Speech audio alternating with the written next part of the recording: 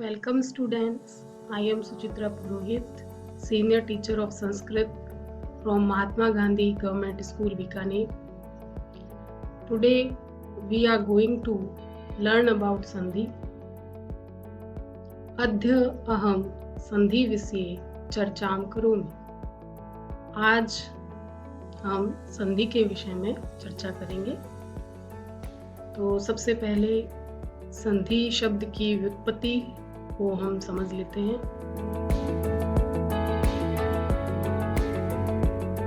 सम उपसर्ग पूर्वक धा धातु से की प्रत्यय करने पर संधि शब्द निष्पन्न होता है.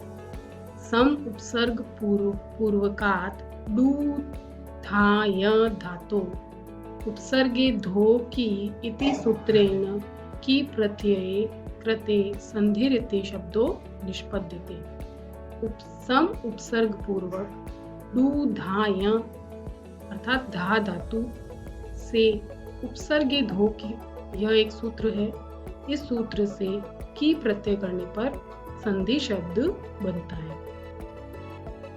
सम, धा और की, यहाँ क का लोप हो जाएगा और संधि को मिलाने पर संधि शब्द बनेगा. संधि शब्दस्य परिभाषा. संधि शब्द की क्या परिभाषा है? वर्ण संधानम संधि. वर्ण संधान संधि कहलाता है, अर्थात द्वयो वर्णयो परस्परम यत् संधानम मेलनम वा भवति तत् संधि इति कथ्यते. दो वर्णों के मेल को संधि कहते हैं. अब संस्कृत व्याकरण में संधि के कितने भेद हैं? संस्कृत व्याकरणे संधे कतिभेदा, संस्कृत व्याकरणे संधे त्रयो भेदा. संस्कृत व्याकरण में संधि के 3 भेद हैं. पहला है अच संधि, जिसे हम स्वर संधि भी कहते हैं. दूसरा हल संधि, जिसे जिसे व्यंजन संधि भी कहते हैं.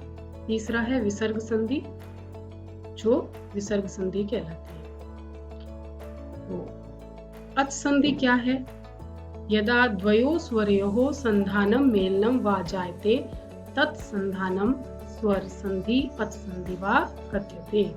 जब दो स्वरों का संधान या मेल होता है, वह संधान स्वर संधि या अच संधि कहलाता है. तो स्वर कौन कौन से?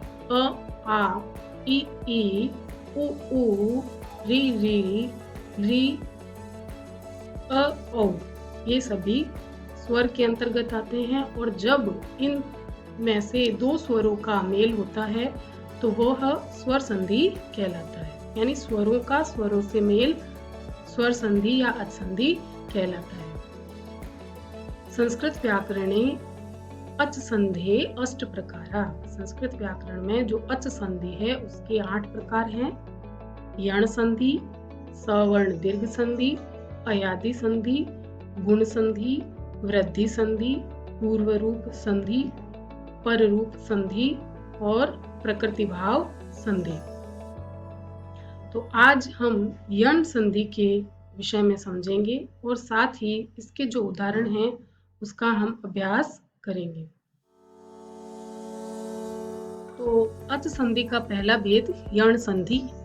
यण संधि क्या है? इसके लिए एक सूत्र है, इको यणची, अर्थात इक को यण हो जाता है. अब इक क्या है और यण क्या है? माहेश्वर सूत्र हैं, उसमें इक में ई, उ, री और री ये वर्ण आते हैं. कौन कौन से वर्ण आते हैं? ई, उ, री. और यण में य, र, ल,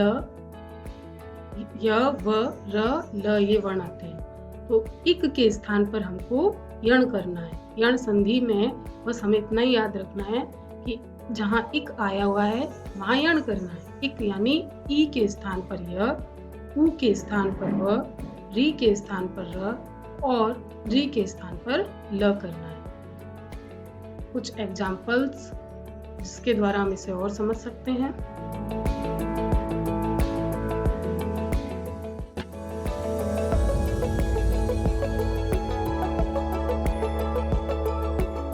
यहाँ अति प्लस उत्तम तो यहाँ त में ई आया है,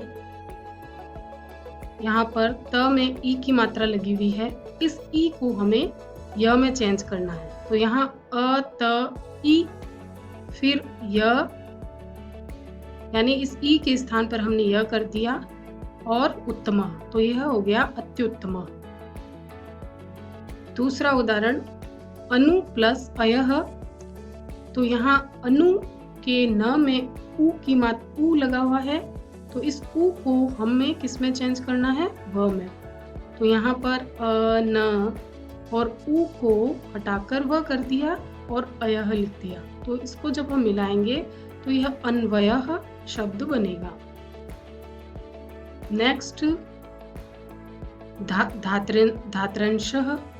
तो धात्री प्लस अंशः। तो यहाँ री को हमें किस में चेंज करना है, र में। तो यहाँ मैंने पृथक किए हैं सबको, धा त री, इस री के स्थान पर र कर दिया और प्लस अंशः जो है वो मैंने ऐसे ही लिख दिया। अब इसको जोड़ेंगे तो धात्रंश शब्द निष्पन्न होगा। उसके बाद री प्लस आकृति। तो यहाँ री को हमें किस वर्ण में चेंज करना है, ल में।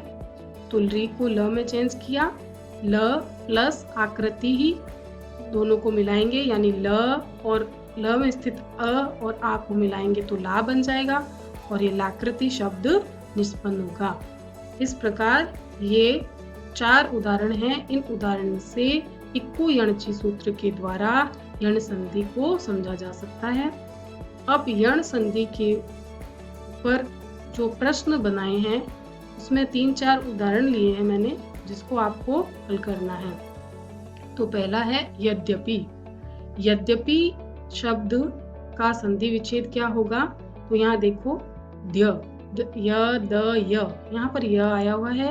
इस य को हम जब विच्छेद करेंगे तो पुनः ई में चेंज कर देंगे, तो ये बन जाएगा यदि प्लस अपि। दूसरा है मध्वरी। मध्वरी यहाँ पर व दिखाई दे रहा है, व को हमें उ में चेंज करना है, तो मधु, व हट गया, व के अंदर स्थित अ और री, मध्वरी, तो मधु प्लस हरि। इसी तरह सवित्रोदयः। तो यहाँ पर सवित्री प्लस उदयः। और लनुबंधः, ल को हमें वापस री में चेंज करना है, री प्लस इस ल में स्थित जो अ है वो बाद में आएगा, री प्लस अनुबंधः लनुबंधः। तो इस प्रकार यह हमारा यण संधि का जो टॉपिक है वो यही समाप्त होता है। मैं आशा करती हूँ कि मेरे प्यारे बच्चों को, मेरे स्टूडेंट्स को ये टॉपिक अच्छे से समझ में आया है, और मैं आपसे कहती हूँ कि आप इसका बार बार अभ्यास करेंगे तो आप इसको अच्छे से हृदयंगम कर पाएंगे और आप सभी इसे अच्छे से समझ पाएंगे। शुभ दिन, धन्यवाद, थैंक यू वेरी मच।